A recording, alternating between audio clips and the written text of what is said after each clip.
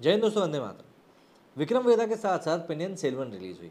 दोनों ही मूवीज़ अपने आप में काफ़ी अलग सब्जेक्ट के ऊपर बनी हुई मूवीज़ हैं, लेकिन उसके बाद भी चोल साम्राज्य के ऊपर बनी हुई PS1 को देखकर ये महसूस होता है कि जब बॉलीवुड के पास सभी टेक्निकलिटीज़ मौजूद हैं, जबकि वो इस लेवल के कहानी को दिखा सकते हैं, तब वो क्यों नहीं बनाना चाहते। मतलब दर्शक लगातार उनसे डिमांड कर रहे हैं कि आप ओरिजिनल कंटेंट दिखाइए, अच्छा कंटेंट दिखाइए। उसके बावजूद भी इस एक महत्वपूर्ण फैक्ट को लगातार इग्नोर किया गया है। तो ऐसे में क्यों बॉलीवुड इस चीज़ को नेग्लेक्ट कर रहा है, इसी बारे में हम लोग बात करने वाले हैं इस वीडियो में।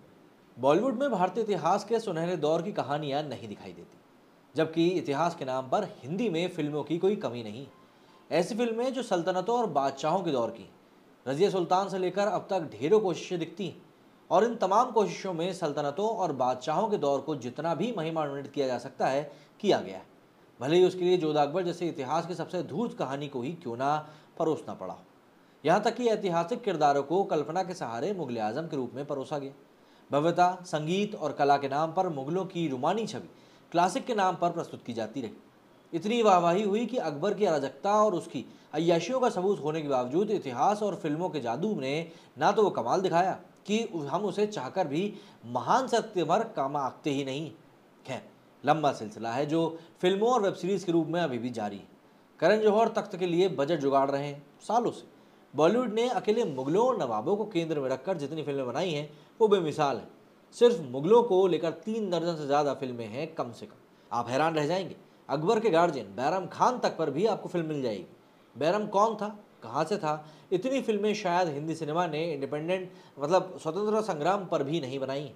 संभाजी, शाहू जी बॉलीवुड की कहानी का सब्जेक्ट नहीं बन पाते। वो बाबर को दिखाने में ज़्यादा सहज है, मगर राणा संगा की कहानी बनाने में उसका बजट खत्म हो जाता है। हसन खां मेवाती, राजा सूरजमल और सम्राट मिहिर भोज को दिखाने से वो बचते हैं, लेकिन अल्लाह उदल के शौर्य भी उसे प्रेरित नहीं कर पाते। रानी दुर्गावती, रानी चेन्नम्मा का बलिदान उसे नजर नहीं आता, और सिखों के महान साम्राज्य को शीर्ष पर पहुंचाने वाले प्रसिद्ध सरदार हरि सिंह नलवा की कहानी से शायद उन्हें उबकाई ही आती होगी, जिन्हें दुनिया के सर्वश्रेष्ठ लड़ाकों में शुमार किया जाता है। जबकि ये कहानियां उन इलाकों की हैं जो हिंदी सिनेमा का क्षेत्र गिने जाते हैं, जिनका जिक्र हुआ है ये महज कुछ नाम भर है। हमारे इतिहास से ऐसे दर्जनों प्रेरक किरदार हमारे पास मौजूद हैं। अब मज़ेदार ये भी है कि वही बॉलीवुड जब एक मराठा सरदार की गुमनाम कहानी तानाजी लेकर आता है तो निर्माता छप्पर फाड़ कर कमाई करते हैं। सिख लड़ाकू की कहानी केसरी आती है तो बॉक्स ऑफिस के तमाम रिकॉर्ड टूटते नजर आते हैं।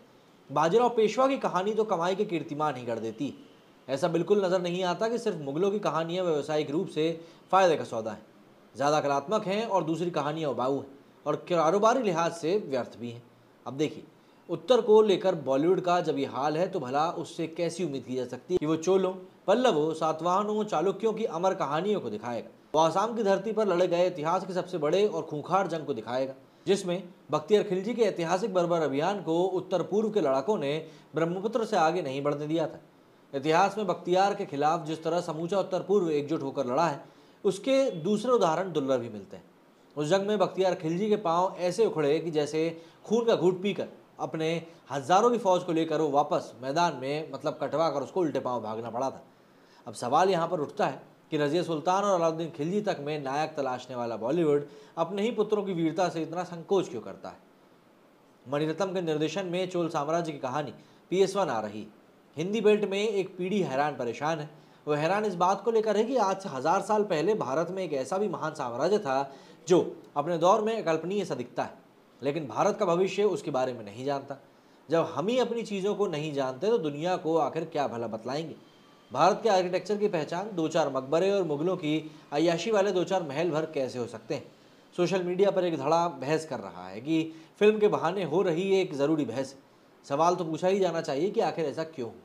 इतिहास लेखन की तरह यहाँ आज भी साफ दिखाई देता है कि चीज़ों को सिर्फ इसलिए महिमा मंडित किया गया कि हवा हवाई स्थापना और प्रचार की हकीकत अबुल फजल जैसे इतिहासकारों के शब्दों से ज़्यादा प्राचीन, ज़्यादा ईमानदार और ज़्यादा सच्चे नजर आते हैं। इतिहास और सांस्कृतिक विरासत को लेकर दिक्कत दक्षिण में नहीं है। दक्षिण ने अपने सभी नायकों को सहेज कर रखा है। दक्षिण का सिनेमा अपनी जिम्मेदारियों के साथ खड़ा दिखाई देता है। सिर्फ चोलों की ही बात करें तो मणिरत्नम से बहुत पहले आधा दर्जन फिल्में हैं। MG रामचंद्रन जैसे दिग्गजों ने भी चोलों की महान कहानी को पर्दे पर उतारा। वहीं मुगलों की जन कल्याणकारी इतिहास जानना हो तो सिर्फ आगरा चले जाएं। वहाँ मुगलों के महल पहुँचे, एक गाइड करें और मुगलों के रिहाइश की जानकारी बटोरें। गाइड आपको इतिहास की तमाम जानकारियाँ देगा, लेकिन मैं आपको बताता हूँ कि मुग़ल सर्दियों में आराम से सो सकें, बस इसके लिए उनके शयन कक्षों की दीवारों को खोखला बनाया जाता था। उसमें यमुना से पानी लाकर उसे गर्म किया जाता था और उसे खोखली दीवारों में भरा जाता था। उस ज़माने में मोटर और बिजली थे नहीं, सब कुछ हाथों से किया जाता था। एक बादशाह, उसकी दर्जनों पत्नियां, दर्जनों बच्चे, दर्जनों रिश्तेदार। सोचा जा सकता है कि सिर्फ सर्दी में बादशाहों की सुविधा के लिए 24 घंटे कितने लोगों का हुजूम जन कल्याणकारी कामों में लगा रहता था। सिर्फ कल्पना करिए, कभी वहाँ जाइए। ये सिर्फ एक एग्जाम्पल भर है अकबर महान के बादशाही दौर का। चोलों ने इतिहास में क्या किया है, वक्त मिले तो उसे भी खोज कर पढ़िए। भले ही विज्ञान गणित के विद्यार्थी हों, बावजूद इसके इतिहास में दिलचस्पी रखना चाहिए। अच्छा ही है, दक्षिण अब पैन इंडिया फिल्में बना रहा है।